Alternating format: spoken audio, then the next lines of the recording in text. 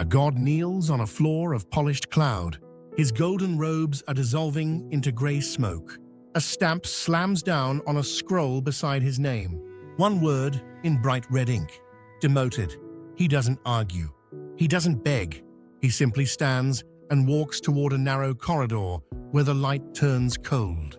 Behind him, dozens of officials watch in silence. Every one of them is thinking the same thing. That could be me next month. But to understand how a god ends up losing his job, you need to see where he works. Not a paradise, not a garden of eternal peace. An office building, a sprawling, tiered, cloud-wrapped tower of paperwork and procedure, where divine beings file reports, attend monthly hearings, and sweat through performance reviews. This is the celestial bureaucracy of the Jade Emperor, and it mirrors something you already know. The grind, the org chart, the terror of a bad quarterly review. Except here, the stakes aren't a bonus. They're your entire existence. The first thing that surprises most people is this. Ancient Chinese heaven wasn't designed to be restful. It was designed to be productive. Taoist registers from the early Ming period lay out 81 distinct office titles, stacked across 9 major ranks, each split into 3 subgrades. That's 27 discrete levels of divine status. If that structure sounds familiar, it should. It's a near-perfect copy of the Tang dynasty's civil examination system, which sorted earthly officials into the same kind of layered hierarchy. Heaven didn't just borrow from the empire, it photocopied the whole filing cabinet.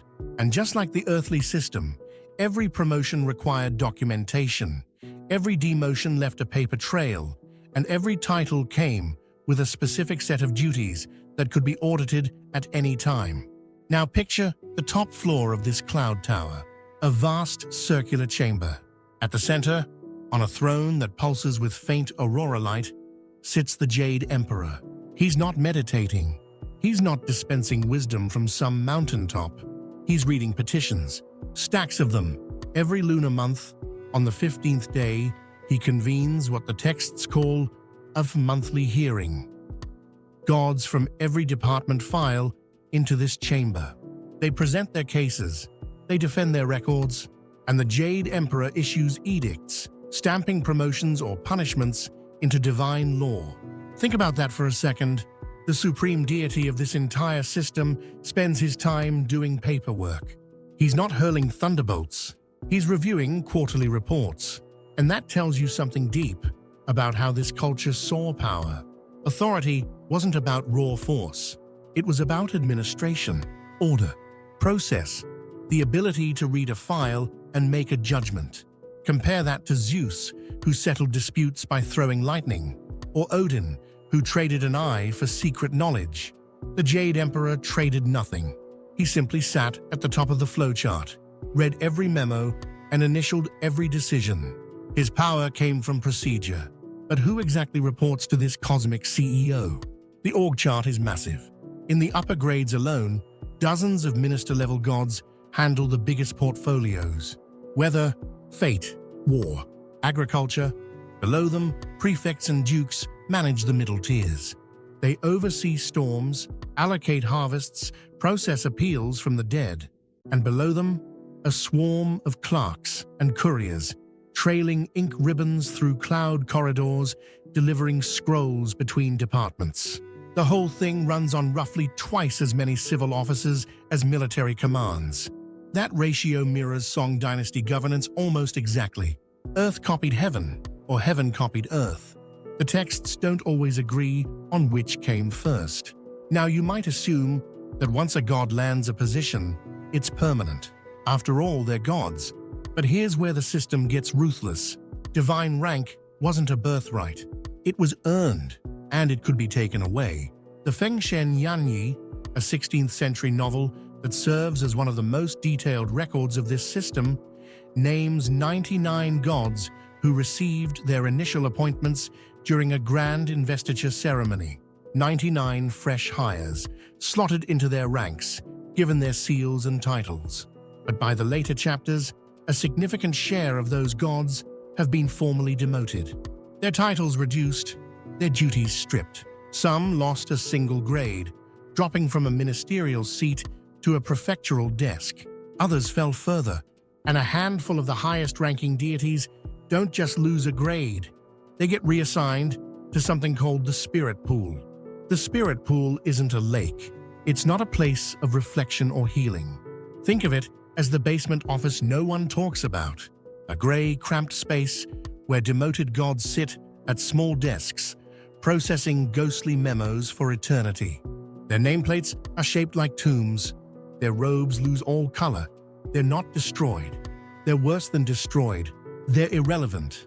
In any modern corporation, you'd recognize the pattern immediately. They weren't fired. They were sidelined, given a title that means nothing, a task that leads nowhere, and a desk that everyone walks past without making eye contact. And this wasn't just a literary invention. Taoist registers from around that same period list these spirit pool assignments as formal transfers, complete with documentation. The gods who end up there didn't commit some grand cosmic crime. They failed their reviews. They underperformed. Maybe a river god let a flood slip through during harvest season. Maybe a city deity failed to answer enough prayers to meet his threshold. The system chewed them up and spit them into a cubicle. But the bureaucracy doesn't just monitor gods. It monitors you. Or rather, it monitored your ancestors through a figure who might be the most underestimated deity in the entire system, the kitchen god. Zhaojun, a small clay idol sitting above the stove in millions of Chinese households. He looks humble, harmless even, but every single day of the year, he watches. He records, and once a year, on the 23rd day of the 12th lunar month, he leaves. He ascends through the clouds, carrying a scroll that contains his annual report on your household.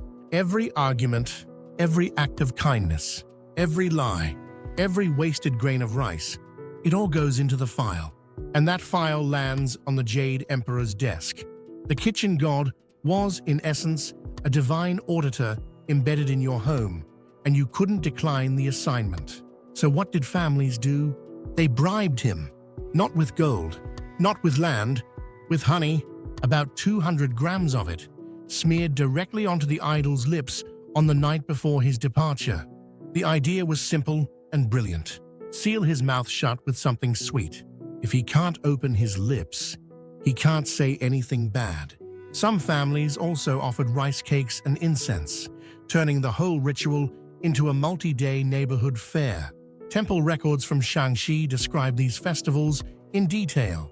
Households pooled resources, streets were decorated, children were told to behave for weeks in advance because the kitchen god's scroll had a long memory. These events weren't casual. They were survival strategies. Cosmic audits demanded cosmic countermeasures. And here's where the skeptic in you might push back. Maybe this is all just folklore. Stories people told around the fire but never really believed. Literary devices dressed up as religion. After all, no single ritual manual standardized every detail across all of China. Practices varied by region. Sichuan households sometimes made their offerings in autumn instead of winter. Village temples often simplified the whole 9-rank system down to 3 basic tiers. So maybe the full 27-grade hierarchy was an elite Taoist fantasy that never trickled down to actual believers. That's a fair objection. And it's partly right. The system was never perfectly uniform.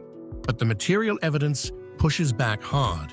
Carved stone steles in temples across Shaanxi and Anhui provinces bear nearly 20 distinct seal motifs, each one copying a Song Dynasty official stamp.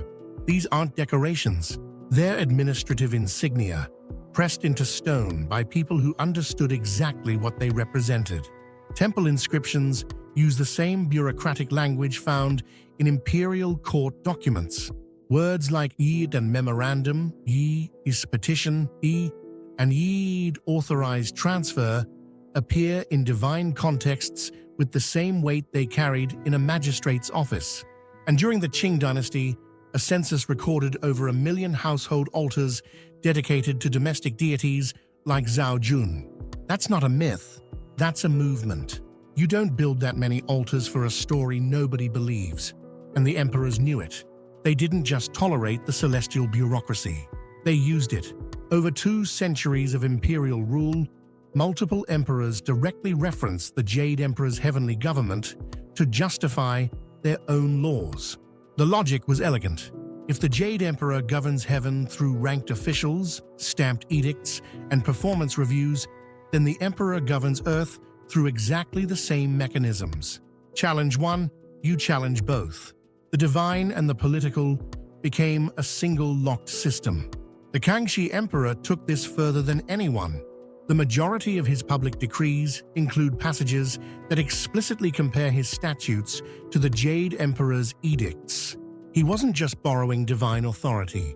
He was claiming to operate a branch office of the same cosmic firm. When he punished a corrupt governor, the language echoed the Jade Emperor, demoting a negligent storm deity. The parallel was intentional, and it was devastatingly effective. But here's where the model hits its limits.